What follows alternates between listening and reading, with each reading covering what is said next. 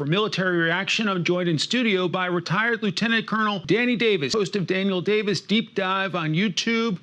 You describe it as a very sophisticated attack by Hamas. Explain. Yeah, there's really two things going on here. One is the tactical level, what Hamas has done, and the second is the strategic level. And Hamas has this significant advantage on the tactical and Israel on the strategic. And let me explain what I'm talking about here. First of all, that Israel was completely caught off guard, both tactically on the ground and intelligence. It was the biggest intelligence failure, really, even bigger than 9/11, if you want to look at it that way, because Israel, the military, was completely caught off guard. There was no warnings at all. So when Hamas actually started their attack from this small little enclave you see here, they did some of the most amazing things that no one thought they were capable of. They had hang gliders to manually drop bombs on forward positions of the Israelis. They went in speedboats in large numbers. They had hundreds of men break through these things and then go into very designated targets, up to 20 of them outside of the area, which no one thought they were even capable of. And then they had just wrought this extraordinary amount of damage,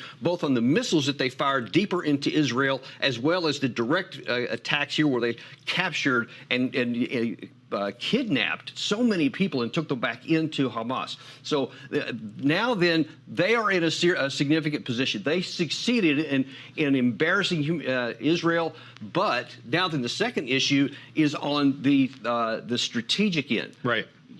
Israel is embarrassed, they're humiliated, but they have the power to recover. And I don't know what the end game is for Hamas. And that's what concerns me, because it's possible that they're hoping that this expands beyond the borders and they start a conflagration, maybe from people in Syria, from maybe even in Iran, and certainly in parts of Iraq. And if that happens, we have a bigger issue. But right now, time is on Israel's side. That level of sophistication, though, sounds like it must have been help from Iran, right?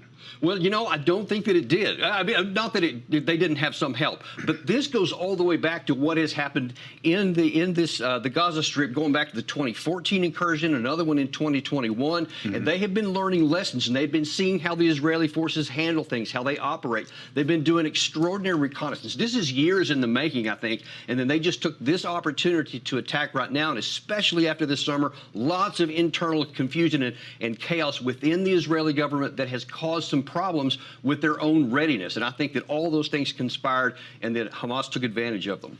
How long do you expect this military response to last? Well, I think it's going to take some time, because since Israel was caught off guard and they're not prepared, it's going to take time to mass their forces, to come up with an idea, then to resource it, then to get ready to go, as well as the political decisions, because there are some big challenges for the Israeli government, because the death toll could be really high if they do a ground incursion into the Gaza Strip. But Netanyahu has said that the destruction of Hamas is his objective, and that sounds bloody and it sounds long.